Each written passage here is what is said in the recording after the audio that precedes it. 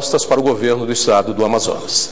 Boa noite, Tavinho, boa noite aos telespectadores. Primeiro, agradecer a Bandeirante, agradecer a você, agradecer àqueles que prestigiam com a sua audiência e agradecer aos eleitores do estado do Amazonas que nos deram, no primeiro turno, uma vitória duplamente importante. Primeiro, ganhamos o primeiro turno. Segundo, pela primeira vez na história do Amazonas, há uma eleição em 2 turnos para o governo do estado. Isso demonstra que o eleitor quer exatamente aprofundar esse debate de ideias. Portanto, eu quero aqui, com muita humildade, lamentar a ausência do candidato José Melo nesse debate no dia de hoje, porque isso é um desrespeito a você telespectador, a você eleitor, que esperava hoje poder confrontar melhor as nossas ideias e analisar as nossas propostas.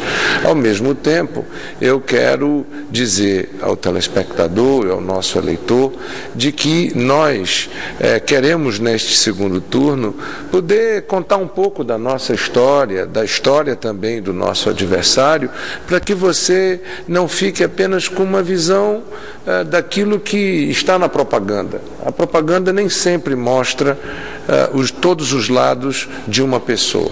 Eu tenho virtudes, tenho defeitos, como todos, mas o nosso candidato também, adversário, também não tem só virtudes, ele também tem defeitos. E é preciso que você, eleitor, possa ter toda essa percepção na hora de você decidir o nosso futuro.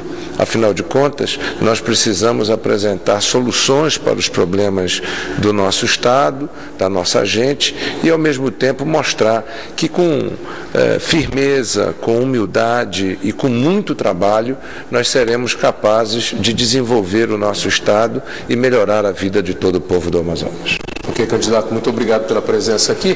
Eu lembro que nesse primeiro bloco, no formato original, em caso de debate, os candidatos responderiam inicialmente a uma mesma pergunta realizada pela produção de jornalismo da Band e em seguida fariam perguntas entre si com tema livre. A ordem das perguntas foi definida por meio de sorteio prévio na reunião da última terça-feira, mas, diante da ausência do candidato José Melo, o candidato Eduardo Braga, no tempo destinado ao programa, terá a oportunidade de responder perguntas e também de falar de suas propostas de governo. Antes de iniciar a nossa entrevista, eu lembro que esse programa também tem transmissão simultânea pela internet no site da Band, que é band.com.br/Amazonas, e destaco também que esse debate tem tradução simultânea por Libras, que é a língua brasileira de sinais. Candidato Eduardo Braga, vamos então a nossa entrevista, começando com aquela que seria a primeira pergunta para os 2 candidatos. E eu vou aqui fazer um resumo do que acontece um pouco com a situação econômica do país. O ano de 2014 se aproxima do fim, temos um cenário econômico que não é dos melhores. Só para contextualizar, segundo o IBGE, a inflação é maior desde outubro de 2011. Em 12 meses, o índice de preços ao consumidor amplo acumula alta de 6,75%, ultrapassando as metas do governo. Nos últimos meses, também percebemos desvalorização do real frente ao dólar, que continua subindo. E, como reflexo desse desempenho negativo, vimos esta semana o Fundo Monetário Internacional reduzir pela 6ª vez seguida a previsão de crescimento do Produto Interno Bruto, o PIB, antes estimado em 1,3% e agora em 0,3%. Portanto, é um cenário desfavorável, pelo menos até esse momento, para novos investimentos, uma ameaça para a manutenção de empregos. Previsões pessimistas falam em recessão para 2015. A pergunta, claro, é: se eleito, como pretende administrar o governo do estado do Amazonas diante de um cenário, nesse momento, negativo, que pode ser pior ou não para a economia brasileira e que pode, claro, inviabilizar novos investimentos para o estado do Amazonas? Tavinho, é muito importante o telespectador e o nosso eleitor perceber o quanto será importante a decisão que vamos tomar agora no próximo dia 26 de outubro. Porque o futuro governador do Amazonas, ele terá que administrar com uma realidade desafiadora. Nós estamos diante de uma crise internacional, há uma redução do crescimento a nível de Brasil, a nível de mercado doméstico.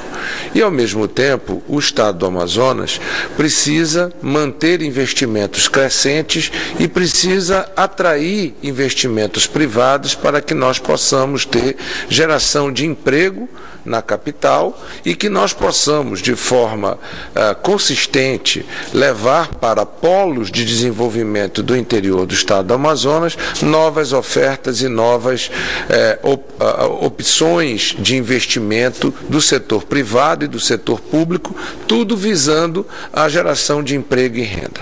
Afinal, a maior política social que um governo pode ter é exatamente gerar emprego e renda para a sua população.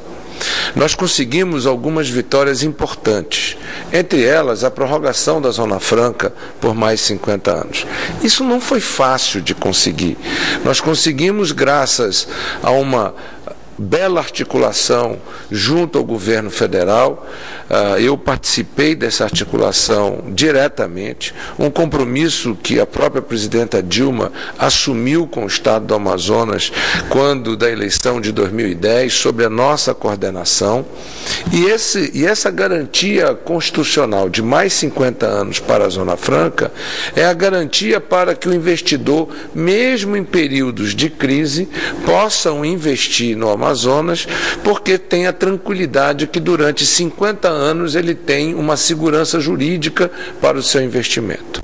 Portanto, esse é um passo muito importante. É preciso agora fazer os ajustes na política tributária do nosso Estado para que você tenha a capacidade de poder ter esses empresários vindo para o Amazonas gerando emprego para você. Ao mesmo tempo, é preciso que a AFEAM, a nossa atual agência de fomento, seja transformada num banco de desenvolvimento do Amazonas e que ela possa ir para os polos estratégicos do interior com uma linha de crédito para o médio, para o pequeno e para o microempresário, a fim de que nós possamos gerar emprego e renda no interior.